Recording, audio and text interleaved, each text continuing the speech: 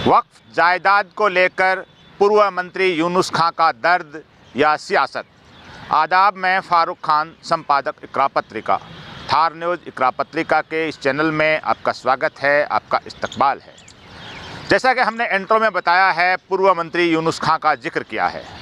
पूर्व मंत्री यूनुस खां ने जो वक्फ के मुद्दे पर, जो अल्पसंख्यकों के मुद्दे पर विधानसभा में जो क्वेश्चन उठाया है, वो उनका दर्द है वक्फ के प्रति, अल्पसंख्यकों के प्रति, या एक सियासत है। इसी मुद्दे का ये एपिसोड है, जिसको आप आखिर तक देखिए। इसको ज़्यादा लाइक करें, शेयर करें, सब्सक्राइब करें, ताकि ये मुद्दा है ज़्यादा से ज़्यादा लोगों तक पहुंच सके। 25 फरवरी के दिन राजस्थान विधानसभा में डीडवाना के निर्दलीय विधायक यूनुस खां, जो राजस्थान के अंदर 2 बार मंत्री रहे हैं भारतीय जनता पार्टी में, कद्दावर मंत्री रहे हैं, उन्होंने एक सवाल उठाया। और वो सवाल था अल्पसंख्यकों के विकास को लेकर के और वक्फ जायदाद को लेकर के, वक्फ बोर्ड को लेकर के, कि सरकार ने क्या क्या काम किए और पिछली सरकार ने जो इस मसले के ऊपर जो बजट या जो काम किए, उसका कैसे कैसे उसका क्रियान्वयन हुआ। और उन्होंने इसके अंदर अपनी विधानसभा क्षेत्र डीडवाना से संबंध में भी सवाल पूछा, अल्पसंख्यकों को और वक्फ को लेकर के। असल चीज़ जो इसके पीछे जो पूरा अगर उनका सवाल और जवाब देखा जाए, तो उन्होंने पूरी तरह से वक्फ जायदाद के मुद्दे को, वक्फ बोर्ड को घेरने की कोशिश की विधानसभा में, और जांच की मांग भी की। और जब तक मंत्री की तरफ से, संबंधित मंत्री की तरफ से आश्वासन नहीं मिला जांच कराने का, तब तक वो 2 या 3 बार सप्लीमेंट्री क्वेश्चन करते रहे। ये उनका अधिकार है। हर विधायक जनता के संबंध में जो भी सवाल करता है, तो सत्ता पक्ष का जो मंत्री होता है, संबंधित मंत्री, उसका जवाब देता है। ये विधायक का अधिकार है। और यूनुस खां ने जो ये सवाल किया है, ये अपनी जगह सही भी है कि जब विधायक ही अगर ये समस्या विधानसभा में नहीं रखें, सवाल नहीं करें, तो फिर सरकार है वो एक्टिव होकर के काम कैसे करे। यानी अल्पसंख्यकों के विकास का मुद्दा हो या वक्फ का मुद्दा हो, सवाल उठाना अपने आप में बहुत सही है। लेकिन असल चीज़ ये है कि यूनुस खां हैं, उनका वक्फ को लेकर के ख़ास तौर से ये दर्द है वक्फ के प्रति, या एक सियासत है। इसी बात को हम इस एपिसोड में बताने की कोशिश करेंगे। तो सबसे पहले तो यह है कि वक्फ बोर्ड में मौजूदा चेयरमैन कौन है। वक्फ बोर्ड में जो मौजूदा चेयरमैन हैं, वो डॉक्टर खानू खान बुदवाली हैं, जिनको अशोक गहलोत की कांग्रेस की सरकार ने उनको वहाँ मनोनीत किया था, नियुक्त किया था, डॉक्टर खानू खान बुदवाली।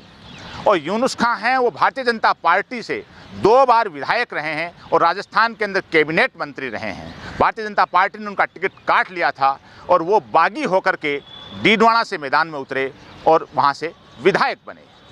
अगली बात यह है कि यूनुस खां और खानू खां हैं, वो दोनों नज़दीकी रिश्तेदार हैं। और पिछले 20 साल से, क्योंकि दोनों कायम खानी कम्युनिटी से बिलोंग करते हैं, दोनों पिछले 20 साल से दोनों की सामाजिक तौर पे, सियासी तौर पे अदावत है, जो किसी से छुपी हुई नहीं है। जो कायम खानियों का जो संगठन है, कदीमी संगठन है राजस्थान कायम खानी महासभा, जिसके जो अध्यक्ष को लेकर के भी एक लंबा मुकदमेबाजी और सारी चीज़ें हुई, उसके अंदर एक पक्ष वो था जो यूनुस खां का पक्ष था, दूसरा पक्ष वो था जो खानू खां बुदवाली का था। खानू खां बुदवाली अपने आप को कायम खानी महासभा का सबसे लंबे समय तक, करीब 10-11 साल तक निर्वाचित अध्यक्ष बताते हैं। दूसरी तरफ यूनुस खां का ग्रुप था। यानी पिछले 20 साल से सियासी तौर पे, समाजी तौर पे यूनुस खां और खानू खां की अदावत है। खानू खां वक्फ बोर्ड के चेयरमैन हैं और यूनुस खां हैं, वो भारतीय जनता पार्टी के अंदर रहे हैं और बड़े नेता हैं, 2 बार मंत्री रहे हैं। तो ये जो समाजी और सियासी अदावत है यूनुस खां और खानू खां की, उसी को अगर लेकर के अगर बात को समझने की कोशिश करें, तो 23 फरवरी को खानू खां ने भीलवाड़ा के अंदर दाई हलीमा, जो वक्फ बोर्ड का एक हॉस्पिटल बना है, उसके उद्घाटन में 23 तारीख को यूनुस खां का नाम लिए बगैर और उनको टारगेट बनाने की कोशिश की कि हमारे समाज के जो चुनाव हुए, मैं अध्यक्ष बना और मुझे हाईकोर्ट तक घसीटा गया, और उसमें मंत्रीगण भी शामिल थे। 25 फरवरी को यूनुस खां ने वक्फ से मुतालिक क्वेश्चन विधानसभा में किया। बहरहाल असल चीज़ ये है कि जो समाजी तौर पे, सियासी तौर पे जो अदावत है यूनुस खां की और खानू खां की, वो हमने इसमें बताई है। और इस मुद्दे का हम और भी एपिसोड करेंगे कि अदावत क्या है और राजस्थान कायम खानी महासभा है, उसका मौजूदा अभी हालात में क्या चल रहा है, चुनाव की प्रक्रिया क्या है, ये भी हम किसी और एपिसोड में बताने की कोशिश करेंगे। अब आते हैं वापस उसी मूल मुद्दे पर, जो टाइटल के मुद्दे पे, कि यूनुस खां का वक्फ को लेकर के जो सवाल हुआ है, वो उनका दर्द है या एक सियासत है। देखिए, अगर दर्द हो तो यूनुस खां 2 बार राजस्थान के अंदर मंत्री रहे हैं। 2003 से लेकर के 8 तक और फिर 13 से लेकर 18 तक कद्दावर मंत्री रहे हैं और 13 से लेकर 18 तक यूनुस खान को एक तरह का कार्यवाहक मुख्यमंत्री माना जाता था। यानी हर काम यूनुस खान के जरिए ही होते थे सरकार के अंदर। वसुंधरा राजे मुख्यमंत्री थी, यानी एक मजबूत सक्षम मंत्री थे यूनुस खान। लेकिन जब सवाल ये उठता है कि उनका जो डिस्ट्रिक्ट है, जो बाद अभी डीडवाना बन गया, पहले जो मूल नागौर डिस्ट्रिक्ट है, उसके अंदर बेशुमार वक्फ जायदाद खुर्द-बुर्द हुई हैं। वो कभी पूरी डिटेल हम बाद में बताएंगे। बेशुमार हुई हैं, डीडवाना में हुई हैं, उनके खुद के विधानसभा क्षेत्र में। वो 2 बार मंत्री थे, तो उनको ये भी बताना चाहिए प्रेस कॉन्फ्रेंस करके या किसी भी माध्यम से ये भी बताना चाहिए कि उन्होंने 2 बार मंत्री रहते हुए डीडवाना की अपने विधानसभा क्षेत्र की किस किस वक्त जायदाद से अतिक्रमण हटाया, किसको बचाया, नागौर जिले में क्या क्या किया उन्होंने, किसको हटाया, किसको बचाया। और अब अगर हम बात करें तो हमने खुद देखा, हमारी जो 24 साल की जो पत्रकारिता है, इसके हमने 7 चेयरमैन वक्फ बोर्ड के देखे हैं और हम पूरी जिम्मेदारी से कह रहे हैं कि हर वक्फ बोर्ड के चेयरमैन ने, हर अधिकारी ने वहाँ था, उसने वक्फ जायदाद को खुर्द-बुर्द किया है। वक्फ बोर्ड के अंदर जो मेंबर होते हैं, बोर्ड को चलाते हैं, कहीं ना कहीं प्रत्यक्ष और अप्रत्यक्ष तौर पे कमोबेश सभी मेंबर भी जायदाद को खुर्द-बुर्द करने में शामिल रहते हैं। चाहे वो किराएदारी का मुद्दा हो, चाहे कमेटियां बनाने का मुद्दा हो, चाहे अतिक्रमण हटाने का मुद्दा हो, यानी प्रत्यक्ष और अप्रत्यक्ष तौर पे मेंबर भी इस खेल में शामिल रहते हैं और अधिकारी वहाँ अपॉइंट होता है, वो भी इस खेल में शामिल होते हैं। तो 10 साल जो यूनुस खान मंत्री थे, तो वक्फ बोर्ड में सीईओ होता है जो आरएस अधिकारी होता है। वो जाहिर सी बात है, वो सीईओ जब यूनुस खान मंत्री थे तब उनकी सलाह पे, उनकी सिफारिश पे या सरकार ने उनको पूछ करके ही कोई न कोई सीईओ लगाया होगा। तो क्या यूनुस खान बता सकते हैं कि 10 साल जब मंत्री थे, जो सीईओ वक्फ बोर्ड में लगे थे, उन्होंने किस किस जायदाद से कहाँ कहाँ अतिक्रमण हटाया। साथ में जो चेयरमैन बने हैं यूनुस खान जब मंत्री थे 10 साल, वो तो चेयरमैन जो बने थे, वो चेयरमैन जाहिर सी बात है कि बड़े मंत्री थे, वसुंधरा राजे के खासम खास थे। तो जो भी चेयरमैन बना है तो यूनुस खान की कहीं ना कहीं सलाह मशवरा वसुंधरा ने लिया होगा। तो वो जो चेयरमैन है उन्होंने क्या किया, हम फिर कह रहे हैं कि तमाम तर चेयरमैन हैं जो पिछले 24 साल में हमने 7 चेयरमैन देखे हैं, उन चेयरमैन ने किसी ने छोटे पैमाने पे, किसी ने बड़े पैमाने पे वक्फ जायदाद को खुर्द-बुर्द किया है।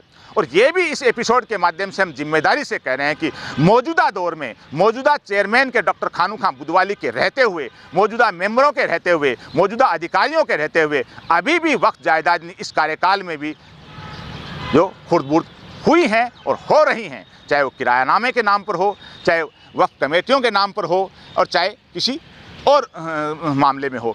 तो जो वक्फ जायदाद खुर्द-बुर्द हुई हैं, अब 10 साल तो यूनुस खान मंत्री रह लिए। अब इसके अलावा 98 में जो पहला चुनाव लड़ा था उन्होंने, और मामूली वोटों से वो हार गए थे।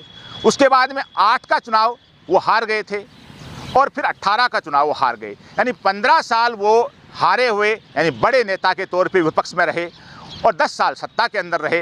तो ये 25 साल के करीब का उनका जो कार्यकाल रहा है, पॉलिटिकल कार्यकाल, तो उनको ये बताना चाहिए कि मैं 10 साल सत्ता में था, तब मैंने क्या क्या अतिक्रमण वक्फ के अंदर हटाए और क्या क्या मैंने वक्फ जायदाद डेवलप किए हैं। डीडवाना में कौन सी वक्फ जायदाद डेवलप हुई है, नागौर जिले में कौन सी वक्फ जायदाद डेवलप हुई है, या राजधानी जयपुर में यूनुस खान ने कौन सी वक्फ जायदाद डेवलप कराई है। ये उनको पूरे राजस्थान को लेकर के बतानी चाहिए। और जब वो विपक्ष में थे तब उन्होंने वक्फ जायदाद को लेकर क्या क्या सवाल किए और कहाँ कहाँ किस धरने प्रदर्शन में शामिल हुए।